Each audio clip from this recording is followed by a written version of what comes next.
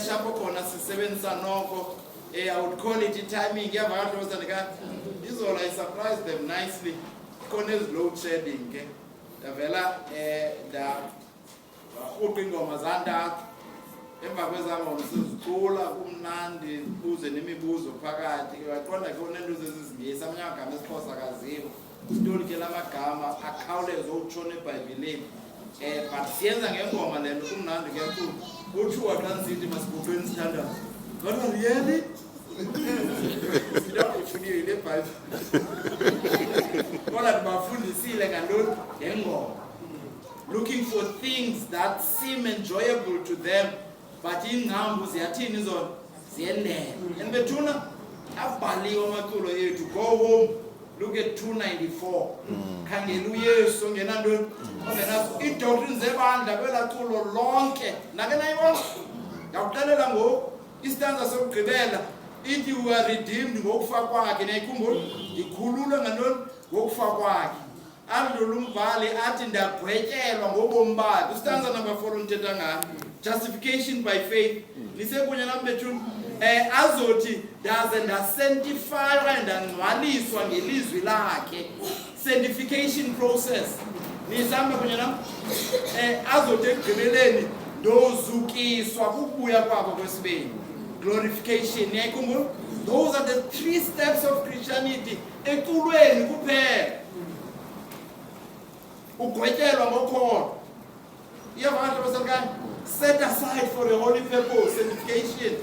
Okwesithathu xa uYesu ebonakala athi uPawulos lo mzimba ozwele ukonakala.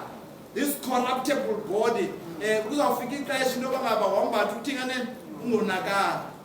Sizukiswe kunye nabantu azothi uYohane kwincwadi yesityhilelo sihlale kunye noYesu sibe ngokumkani silawo, and that's the glory. So the point I'm making uqobo we need this holy, allow me to say that, creativity when it comes to what? Family worship. It's not going to happen up until you are conscious about it, you are intentional about it, up until you live a devotional life and allow the Holy Spirit to lead you, and it's not going to happen. It's going to be a burden. And that's the point I'm making. As you do all these things, kwakumntu othi emtshatweni thanda with no expectation to be loved. Yavakala understand? Because akhona idinisa nje ngomntu olantseka othenga iflower kanti nje bethenga iflower yena ujoga uthengela izitoklekeza azizuvela izitoklekeza thenga wena intoni andithi ngothanda andithi lento yenza kuba uyithanda thenga zeza izitoklekeza ngene kwenye fana ngombe.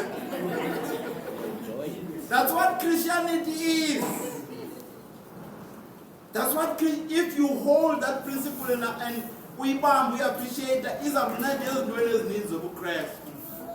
Izamnceda nje kudrive umthandazo kubekho abantu bendibasele i-friend yaba evenini haya kululanga ngoku ekwazi ukuthi ubhizi nale process kuvele kubekho umuntu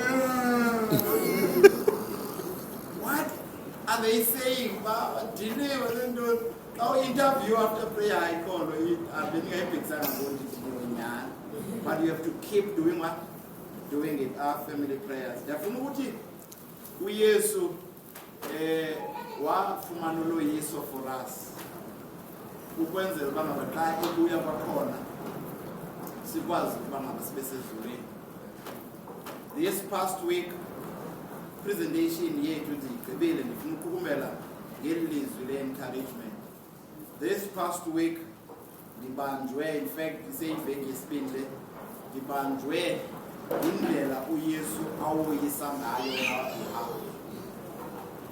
Ndaqaphela into yokuba ngaba before Gethsemane, before uYesu abheke ezinkundleni zamatyala, phambi uba ngaba anyuke the highway ebheke eCalvary, phambi uba ngaba ayobethelelwa nditsho mna nasengcwabeni there was wilderness before.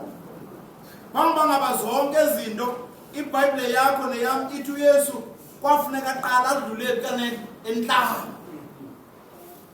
wafika khona uYesu wahendwa. He was there for 40 days and 40 nights. IBhayibhile imzoba ithi simfumana pha elambe kakhulu. Yavakala